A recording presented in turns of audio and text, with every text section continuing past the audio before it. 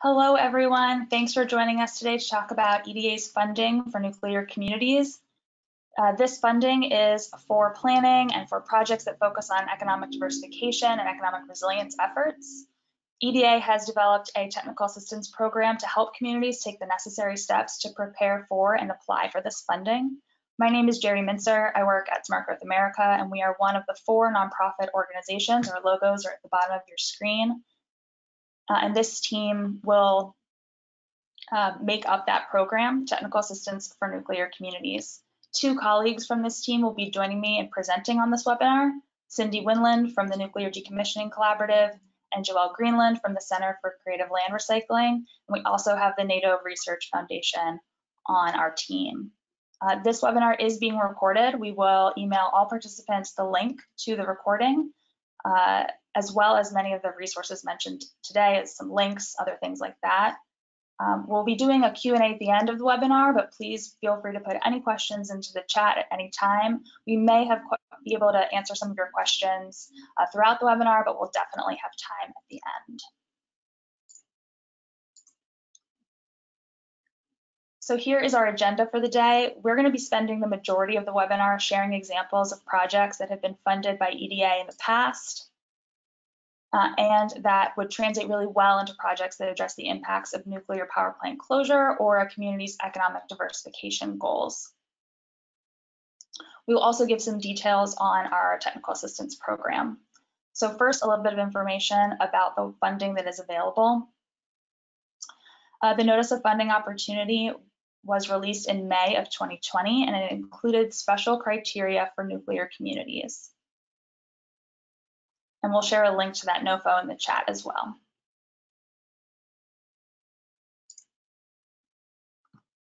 A little bit of background, there are 20 nuclear power plant sites that have been or are currently being decommissioned. Between 5 and 10 additional plants could close within the next 5 years. But there are another 55 communities and regions that host active nuclear power plants where their economies are often very dependent and very linked to the plant's operation. The focus of this funding from EDA is to plan for economic diversification and reduce reliance on one major economic engine in those regions. So digging into the funding a little bit, this is within EDA's Economic Adjustment Assistance Program, and there is funding with new special criteria specifically for nuclear communities. Eligibilities for communities and regions that can demonstrate a past or a future potential impact of closure. No closure is required to be eligible for this funding. I want to be very clear about that. So really, if your community has been impacted in any way, your community or your region, by a nuclear power plant, come talk to us. We can see how we can work with you and how we can provide some support. It's okay if your plant was closed many years ago, or if your plant will be open for decades longer. This is an opportunity to plan for and take action towards economic diversification. I'd also like to point out that these funds are competitive, but because of this special nuclear criteria, it's a fairly small pool of places that are eligible. So that map that we just showed a moment ago, that's really the competition for this funding. As with other economic adjustment assistance programs, projects that are proposed must be tied to the Comprehensive Economic Development Strategy, the CEDS, or to another broad economic development strategy, and that ensures that the projects are in pursuit of the region's economic goals. As I'm sure you're aware, there are 6 regional offices for EDA, so each state is in an EDA region and has an economic development representative, an EDR, and that person will be your main contact for developing and submitting applications to access this funding. Applications and awards are being made via the regions. Once again, the NOFO was released in May of last year, and a few communities have already applied for and received funding.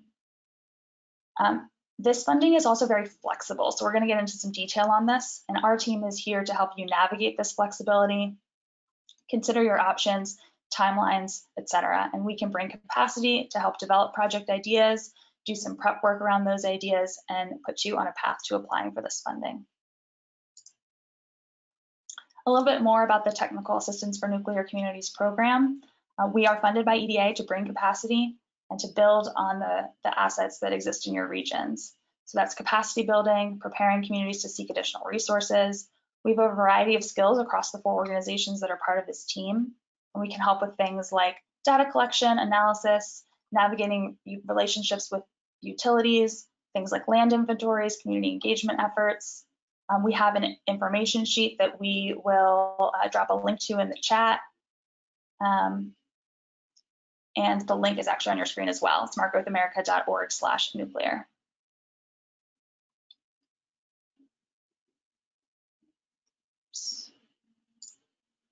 These are the 4 organizations that are part of that technical assistance team that I mentioned.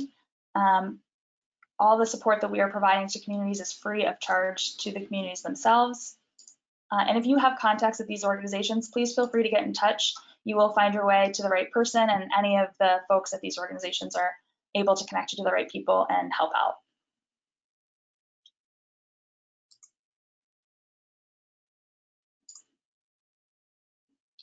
Other parts of the program, in addition to the technical assistance that is available, is things like webinars. You are currently on one of those webinars, a monthly newsletter, other educational resources and materials, and peer-to-peer learning events and opportunities to engage with those that are working on similar issues.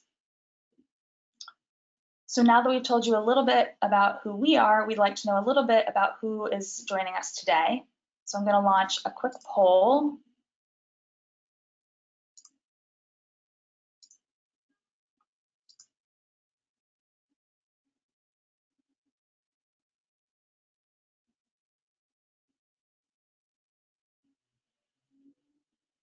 Go ahead and take a moment to answer the poll. Got about half the people responding. Leave it open for a little longer.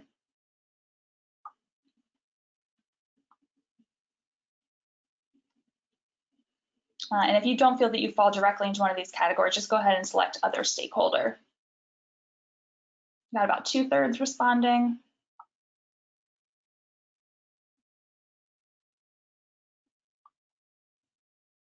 Gonna leave it open for just another moment. All right. And we'll share those results.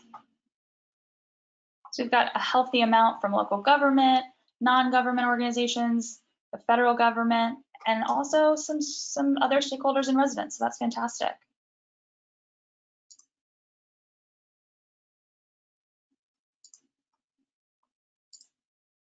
Great.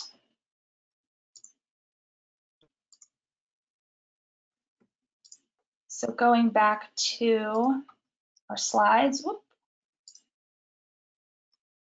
I'm now going to hand it over to Cindy Winland to talk, who's with the Nuclear Decommissioning Collaborative, to talk about how our team can support communities in developing projects. So Cindy, take it away.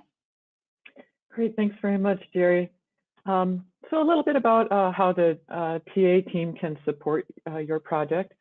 Our job is to help you prepare to apply for funds. So what we mean by this is to help you the impacts of a closure, or in the case of a plant that is staying open, the importance of economic diversification for the long term. We'd like to help you think about what those impacts might be and quantify those. And so we can help you with economic impact analysis, housing studies, all kinds of things that are important for a community to think about resiliency into the future. We also, as Jerry mentioned earlier, we want to stress the importance of being consistent with your comprehensive economic development strategies, the SEDS. Going to try not to be too much in the acronym world. But what kinds of things does that say? Does that plan or your strategic plan say? Because any application that you have to the EDA needs to be consistent with that. We also would like to review the investment priorities of the NCC funding with you, and I think we can drop a link to those in the chat, and if not, we'll have those on our website, our nuclear page. And to be clear about which ideas are consistent with this, because we want to marry the two, the federal priorities with the local priorities. And after that project is done, then we would identify actual project ideas. What would you like to do? And that's another one of our primary objectives. We can share successful projects from other locations, such as infrastructure, resiliency, other kinds of planning, identify supporting data and impacts. and then help you gather that information to support your grant application.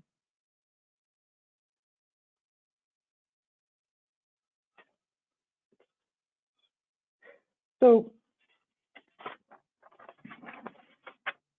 some of the projects to consider are, what we're going to do next is to share some examples of projects that EDA has funded in the past.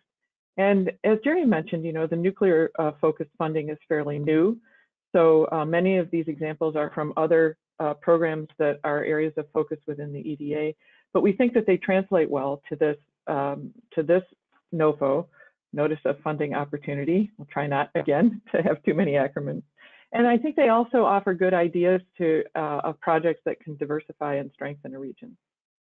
So the theme that you'll hear us talk about throughout is that successful grant applications must clearly demonstrate the linkage between the economic impact of the plant on a community and a region, that's, as Jerry says, either closure or staying open for decades, and the socio-economic impacts of a project itself. So, and whatever the impact is with whatever you're proposing to do. So we'll look at several projects and categories to consider. So let's start with economic resiliency planning and look at some examples of that. So we have 4 examples that fall into what we're calling the resiliency planning. One would be an economic resiliency coordinator, so an actual staff. The second would be developing a strategic plan or a SED, and SEDs are generally developed by the Economic Development District, but not everybody has one, and so sometimes other agencies will do that. We have an example of opportunity zone development and another one of an economic resiliency planning, so strictly strategic planning. And the kinds of things that all these kinds of planning can include are stakeholder engagement, communication and visioning strategies, labor market studies, decommissioning impact analysis, scenario development, workforce training, fiscal hotspot analysis. It runs the gambit of things that you might want to include in this. So let's look at a couple of these examples. Here's 3 of a resiliency coordinators. The first one is strictly grant focused in Craig, Colorado, and this is a person who's just going to apply for and manage grants in redevelopment efforts. And this is again around a coal function. But they've had a lot of success with their grants, both philanthropic and federal and state, and so they need somebody who can manage all of that. In Southeast Ohio, they're having new staff just to coordinate their economic development agencies and organizations and philanthropy that are participating in the Appalachian region of Ohio, where there's, again, it's a coal focus there, but lots of transferable ideas with this. They're located in Coshocton. And then finally, in Itasca County, Minnesota, they have received funding to hire an analyst to do sector development and marketing. So that's 3 very different types of applications for resiliency coordinators. And after we show examples, we'll talk about some of the primary elements that are things that you should consider when you're looking at an application of this sort. Not only can they do a variety of things, but again, think about what the impact is. What does your community need? And how could it benefit if you had another person or additional capacity to fill that need? So a solution, impact solution. And again, it needs to be tied to your SEDS or your strategic plan.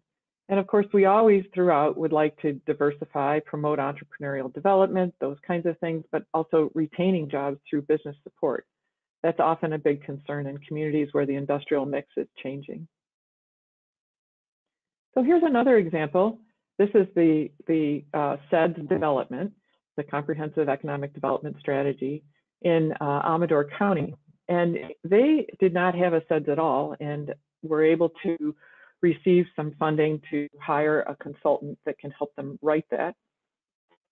And, SEDS have, if you're not familiar with them, they have required elements that go in them. And so their consultant was able to incorporate job creation, employment, and the state of the workforce, different development opportunities in different parts of the county, and also some issues with the county's physical infrastructure, because we'll talk about infrastructure grants in a little bit. The other thing, EDA has added a new section to the SEDS requirement that asks you to address threats to resilience that are environmental threats. Of course, in California, that would include wildfires and other natural disasters. So there's a broad spectrum of types of things that can be included in a SEDS and funded. And so elements to consider in a strategic plan would be, again, bringing the public and private sectors together. It's always a great opportunity and selling point if you can show that you're leveraging these public dollars with private sector dollars. That there's a roadmap so that this is actionable, because who wants a plan that sits on the shelf? We want something that has some implementation items that are measurable, that have timing, that have funding that go with them. Things that are going to diversify and strengthen the regional economy, which is true if you have a plant closure, if you have a plant that you feel is threatened, if it's going to be operational into the foreseeable future. And then finally, the downstream impacts. And so we talk about direct jobs, indirect jobs, and induced impacts. And so it's important that you paint the entire picture of what's going to happen. Or if it's not going to happen, what the impact is. In our community, we have a nuclear plant and it does this many jobs, this many induced jobs. Therefore, in order to promote resiliency, we're really going to have to think about diversifying these aspects. And here's another example, a third example, and this is the opportunity zone development.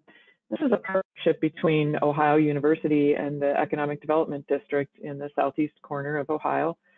And what they've done is develop what they call a network that is intended to provide a variety of things, but it supports workforce development and opportunity zone enhancement. And so there's, about opportunity zones that have been identified throughout the country. Many of them aren't used, and that's primarily in rural and isolated areas. So this has a focus on saying, look what we have. These are our assets. An opportunity zone is a great financing tool and financial benefit, and to try and maximize those and encourage outside investment to come in. So here's another example of leveraging private funds, trying to leverage private funds, but also using academia as the capacity building in the area. So never underestimate the influence and interest on the part of academic institutions in being part of economic development. Another thing in this is that it focuses growth on the existing footprint. So it's adding density of development, which is always a good idea, rather than adding more infrastructure to allow expansion if you don't have to. And then, of course, it's promoting cluster and sector development. And those two things go hand in hand, is trying to promote the sectors that you have that are already successful. Let's switch gears and talk a little bit about infrastructure projects. Those of you who have applied for EDA funding will know that if you break ground, you're in a whole different category of application requirements, but don't let that scare you off. That's, again, part of what we're here to help you do, is figure out what that project is and how to best find the supporting documentation to put it together. So a couple examples of infrastructure projects are pretty typical things like site prep for business parks, infrastructure upgrades, broadband and IT, which is probably popping to the top of the list throughout the country, and multiple family development. So here's a few examples of this. Let's start with broadband. This is in Sonora, Tuolumne, also California, Central California, where while this is an infrastructure grant, it's a planning for infrastructure. So what they applied for was to develop a roadmap that would lay the groundwork for a process to streamline internet service provider infrastructure. And the project is intended to retain the jobs by improving business retention, enabling business expansion, and increasing the attraction opportunities. Because as we all know, if you don't have broadband, you've really tied your hands with respect to any kind of virtual education, healthcare, and of course, all businesses need broadband now, and as well as bringing in residents who are interested in locating somewhere new or using a remote location. And so I usually talk about broadband as the chief enabler of economic development, maybe step one. So some of the things to consider are, again, if you're planning for broadband, would be talk about not only what you need today, but how about the future upgrades, what you might need in the future, because things are going to change, we know that. And eliminating any regulatory barriers, of which there can be everything from your local barrier to federal barriers. And it makes it difficult for providers to want to come in. So streamlining your policies, fast tracking, helping people figure out how to get to the front of the line. And of course, showing how all these things support business expansion. And we can't talk about infrastructure without pipes in the ground. So here's an example of a community that was operating on a centralized, or I'm sorry, on a septic system, a variety of septic systems. And that, sort of like not having broadband, can really put a big fence around your community, because if septic systems, there's only a certain amount of density that is tolerated, and they don't last forever. So this is a EDA grant to build the infrastructure for a centralized municipal pump station.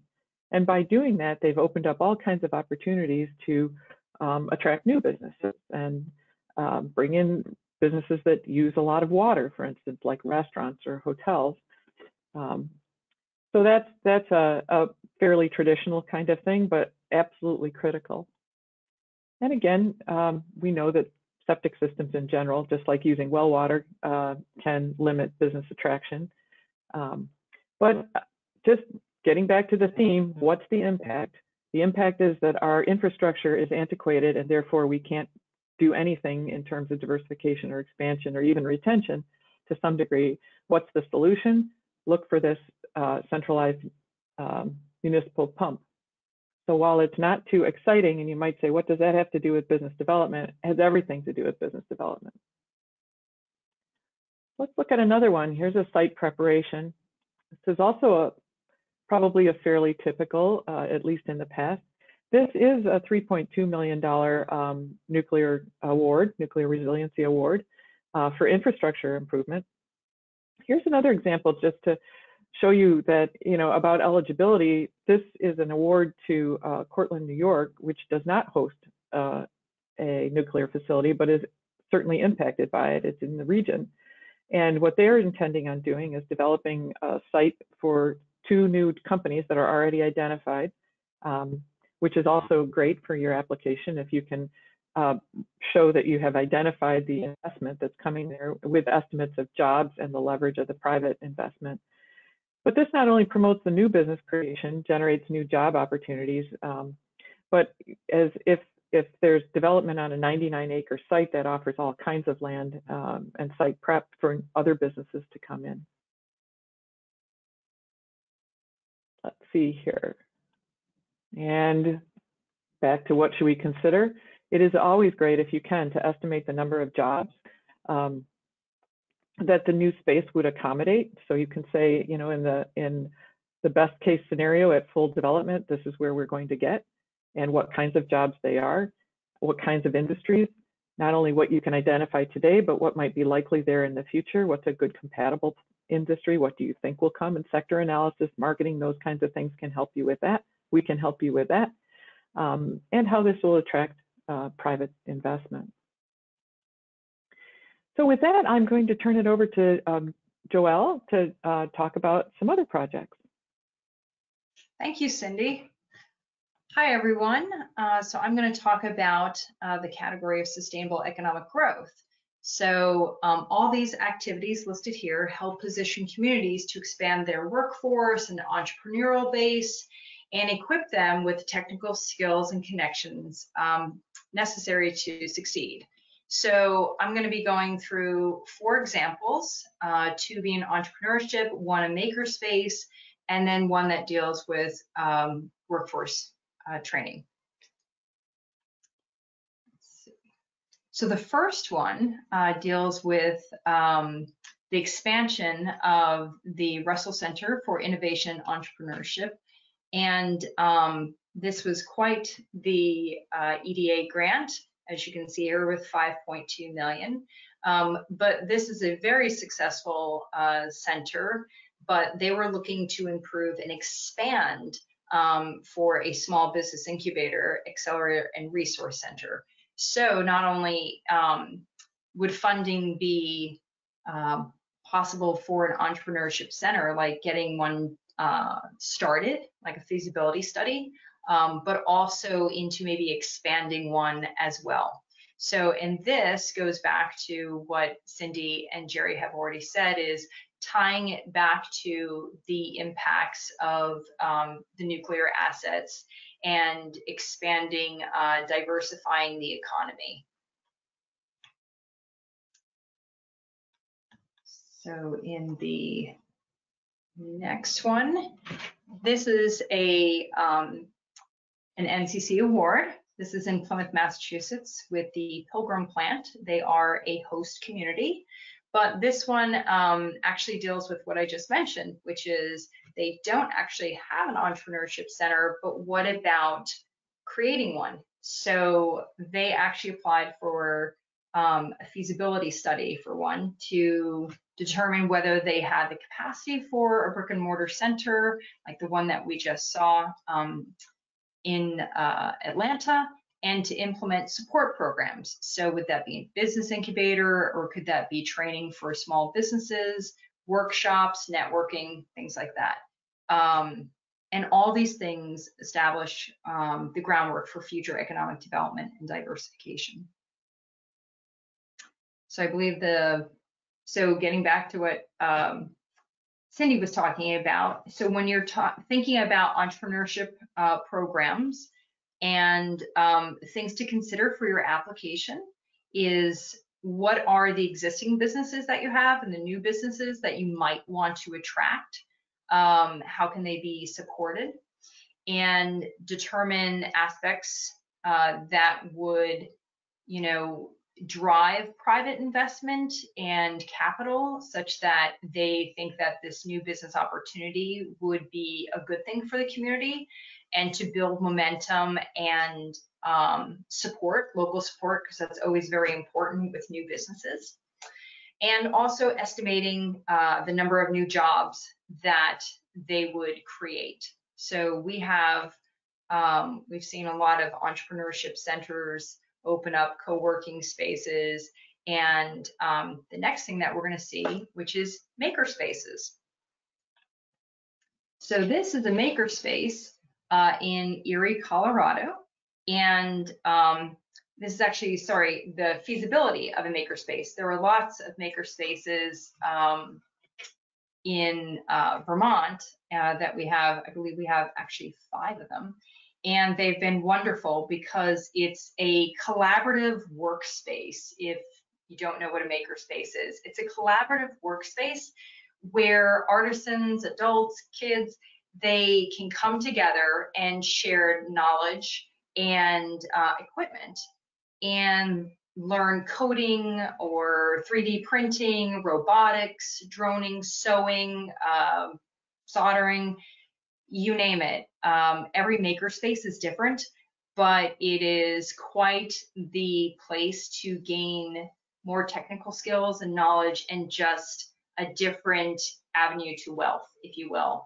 And so this EDA grant was funded a feasibility for a makerspace in Erie, Colorado, to determine the capacity, the growth, cultivating entrepreneurial pipeline to create quality jobs. Again, what we've been saying a lot, and you've probably been hearing it, is that tie to job creation, right? The diversification, economic resiliency for the community, okay?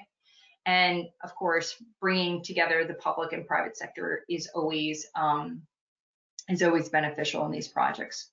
So when you're dealing with maker spaces, or you're thinking about that, things to consider are the location, the partners, making sure there isn't another makerspace right down in the region. We've been told that you shouldn't really have another makerspace within 50 miles because they would compete with one another. So you want to make sure that the location of them is beneficial, and consider market and risk assessments, develop operational models, and estimate the regional impacts as well as local for these makerspaces. The next example that we're going to talk about is workforce training. So this is really, this is different, right, than job training. Workforce training is specifically about improving workers' skills, right, for the long haul. So Workforce Training Center, this one is in Waco, Texas, and what they did was they actually partnered with the higher educational institution, right, the state technical college, and they renovated part of that building. And so they created a workforce training center. And so this would not only train the students that are there, but also outside, but again, creating a pipeline of skilled workers to advance economic resiliency. So workforce training is very big and can be super, super helpful with also in nuclear aspects. You know, a lot of the plants that have closed or have announced closure, as far as brain drain, right? Workforce training is one of those things that they look at to say, how can we keep that knowledge here in the community so that the people can be trained differently into another high-tech industry, and so that we keep that knowledge here in the region. So things to consider on the workforce training is to estimate the overall project costs and time frame. Obviously, if you're going to be doing an adaptive reuse for a building, you'd need to consider those things, or if you're building it from the ground up. Obviously, partnering with someone who already has the space would be ideal. Outlining programming and expected outcomes. What are you teaching? What are the skills? And again, how many jobs will be produced, local and regional economic impacts. So with that, I think I'll be turning it back over to Jerry, who will be talking about next steps. Thanks very much, Joelle, and thanks, Cindy, for presenting all that great information. We want to talk a little bit about next steps. So in the short term, the best next step is to contact us to talk about where you might want to start, what a timeline might look like, what support you might be interested in getting. Hopefully there are many of you on the call who are interested in applying for this funding, and talking to us is a great first step to figure out how you should go about creating an application, what pre-work you might need to do, what data you might need to collect, things like that. So you'll work with us and with EDA regional staff to gather information, to build support, and then eventually identify a project that you would want to develop an application around. And you would work with your economic development representative, your EDR, to submit that application. So now we have some time for questions. Whoops. And right now I'm going to share in the chat that we do have some of this information and more examples in a resource available on our website. I just dropped that link in the chat. We already have one question, which is how can you qualify to access the TA program, or specifically a nonprofit to access our TA program? Is there a membership? And the short answer is no, there's no membership. We are happy to have conversations and explore options with any stakeholders in regions that are impacted by nuclear power plants, whether they're operating for years to come or are undergoing or have undergone decommissioning. So please do get in touch. There's certainly ways we can work with nonprofits. Eventually, there does need to be an economic development district or similar stakeholder governmental organization to put an application to EDA. That doesn't mean that nonprofits can't play a really important role in economic diversification efforts, getting to an application, coming up with ideas, things like that. So please do get in touch. I'm going to put my email address in the chat as well, but there's also a form at smartgrowthamerica.org/nuclear to contact us directly. You can also sign up for our monthly newsletter there, where we have resources, we'll announce other webinars, things like that. Yep. Let's see if we have any other questions. If I could, Jerry, I want to just stress that no question is, we welcome all questions. So when in doubt, just reach out, okay? The answers could lead to other resources that could help your community, but this funding is very flexible, as we've seen in all of the examples. So as far as putting the application together, this team here is to help you guide and flush out some ideas, and then we connect you with the EDR who works with you on the actual application. But there's no question that is silly or like, you know, just reach out, because we're here to help, and that's our primary purpose. Absolutely, great point, Joelle. We have a question from John about can this program support site readiness, zoning, infrastructure planning and design, environmental clearance? Short answer is yes, but Cindy or Joelle, would you like to go into a little more detail on either of those? Sure. Yes, it can support these things. And as you know, we mentioned that the key feature is that we need to identify, you know, what is the impact of the nuclear facility on this potential project or on the community in general. And so how can you tie that to what you're proposing as a need in your community?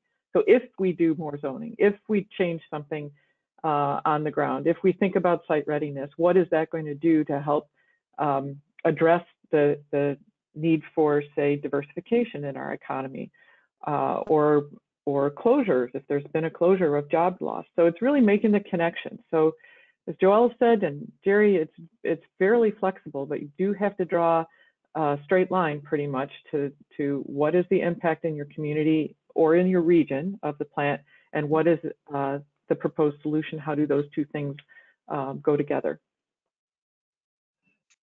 And that actually ties really well into another question that we got, which is how close to the nuclear power plant site does a community have to be?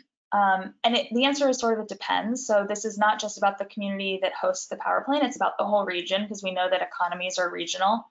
And part of the way that you would apply for this funding is to do some economic analysis and demonstrate economic impact from the power plant. So it's not about distance, it's not about population, it's about economic impact, and we can actually help you demonstrate that impact. You may have other economic studies that you've done in the past that demonstrate that impact already. There's many data sources that can be used. Right. I mean, as an example, that's a great question. You may have a plant, say in, I'm just grabbing one. So in Salem, New Jersey, right? But that's in Salem County. But the effects of that plant, right, between indirect jobs, direct jobs, right, actually expand out to Cape May County, Atlantic. It could even be Ocean County. So if you can show it by that economic impact analysis, right, which this team helps with and can help with, then that would set up, you know, for the actual application for the EDA funding and for the project. Great. Yeah, absolutely. We have a bunch of questions coming in, so we'll get to as many of these as we can. And if there's more detail needed, please do follow up. If you'd like to have any follow-up conversations about a specific project that we mentioned or idea that you have, you just want to have a conversation, please do get in touch. That's what we're here for.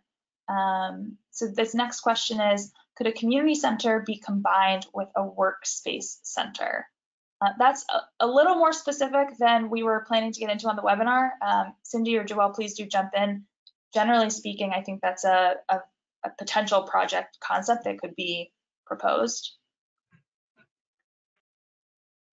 At the risk of sounding a little bit like a broken record, it depends on what's happening at the community center. Are you doing job training, for instance?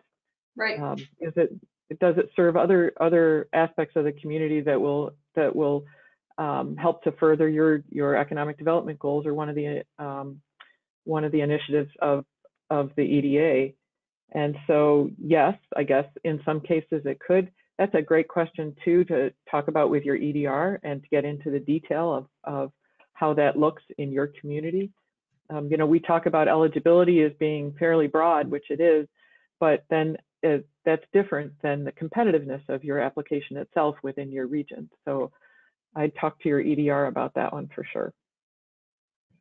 Absolutely. I'm going to drop the link to the EDA contact page, Great. which has all of the regions, all of the EDR contact information on there. We work with them a lot. We bring them into conversations. They bring us into conversations, recognizing that they know these communities really well. So that might be a great place to start, but we're also happy to have an initial conversation as well. Right. And maybe we can drop the investment priorities link also, so you can see. Yes, absolutely. I'll share that one next. Yeah. So here's another question. Do you think that infrastructure projects, sewer, water, are stronger or weaker applications than things like capital projects like incubators? That's a good question. I would say, echoing Cindy, it really depends on what the needs of the community are. I don't think that there's an entire category of project that is stronger or weaker than any other entire category. It really depends on what the intended or anticipated impact of a project is and what the need in the community is. I'm going to steal from an old commercial. You can't win it unless you're in it. So go for it. I mean, seriously, reach out to us. Let's have a conversation and see what the project is.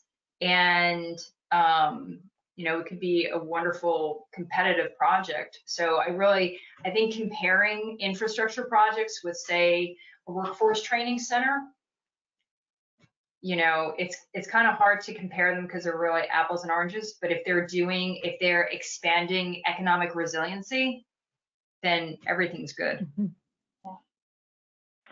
And to the question, do you already have data on the economic impacts, workforce info, and the various reactors? Not all of them. Some have done economic impact analysis already. Those are also things we can help you with. Mm-hmm. Yep, we had another question. Do you assist organizations in conducting the economic impact analysis? Yes, absolutely. That is something we can do. And we can also help collect data that might be missing or find alternative data to use if perhaps you can't get the data directly from the plant itself, that kind of thing. Right.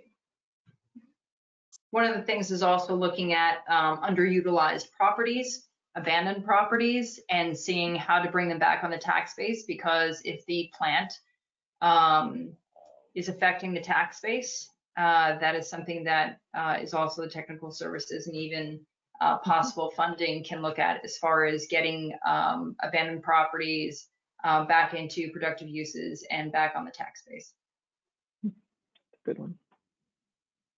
We also have a question about deadlines. So is there a deadline for applications to EDA? And the answer is no, they are accepted on a rolling basis.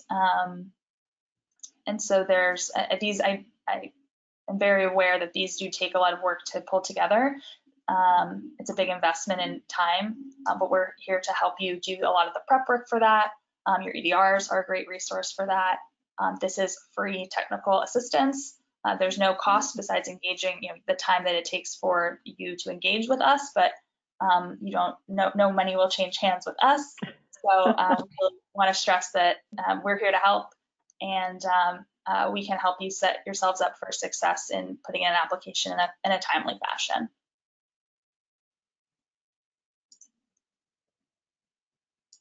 Let's see. We got a couple of thank yous. Thank you for thanking us. We're happy to be here, sharing this information. And then can an EDD submit more than one application, assuming they have the capacity to submit multiple applications? Question. Absolutely. Yeah. So all decisions are made regarding funding are made at the regional office level. So they have EDA convenes panels to review these applications. So the regions really do know the communities best and know what need is out there and what resources they have. But absolutely, more than one application is definitely something that you can do. These are great questions. Thank you all so much. for staying towards the end of the hour. Just one more plug for our website and the ways to get in touch with us, smartgrowthamerica.org/nuclear, where you can, there's a form, if that's easiest for you. There's also a sign up form for our newsletter. It's a monthly newsletter. There's webinar recordings from past webinars that we've done with some lessons learned from other industries that have faced similar challenges in economic diversification, and having one industry be very powerful have a lot of influence over a region. And also we will be posting the recording of this webinar there as well.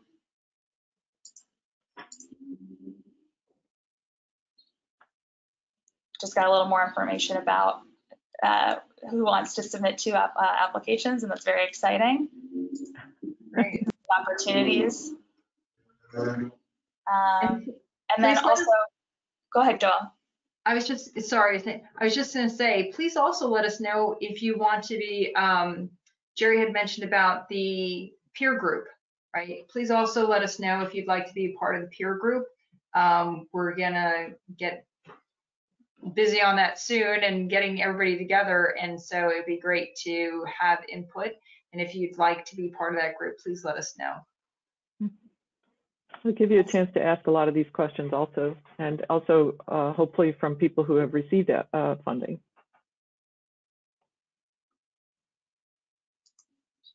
So we'll stay on for a couple more minutes to see if there are any other questions. Oh, just a couple more.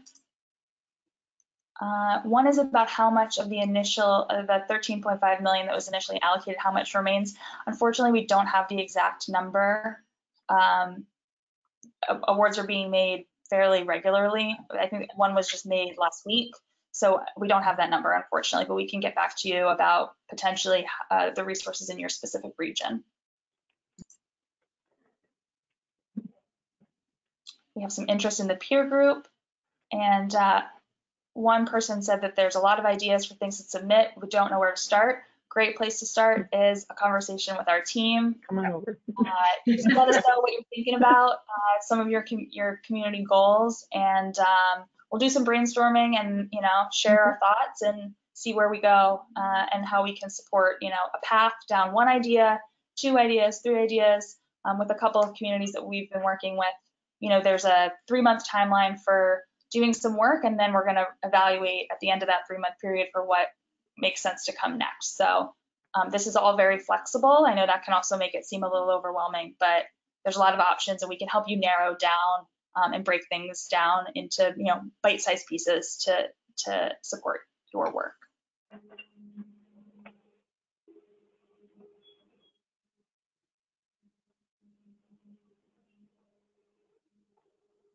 Are there any questions that we've missed? I think we've gone through everything that's been submitted so far.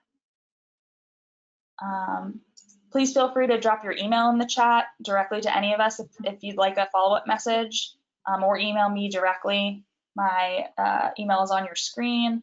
And again, smartgrowthamerica.org/nuclear is the best sort of landing page.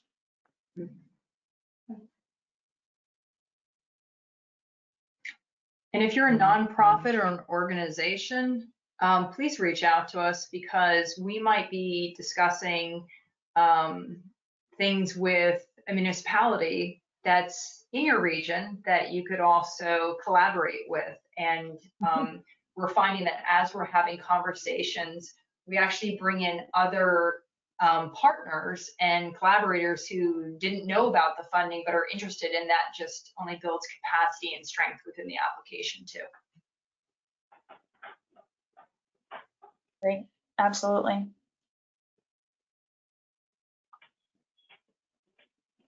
All right, well, I think we've reached the end of our questions, and we're almost at the end of our hour, but thank you all so much for staying on with us, for your great questions, your engagement, and as we've said throughout, don't hesitate to get in touch with any other questions or to talk further with us. Thank you all again, and have a great rest of your day. Great, thanks very much. Thanks, guys.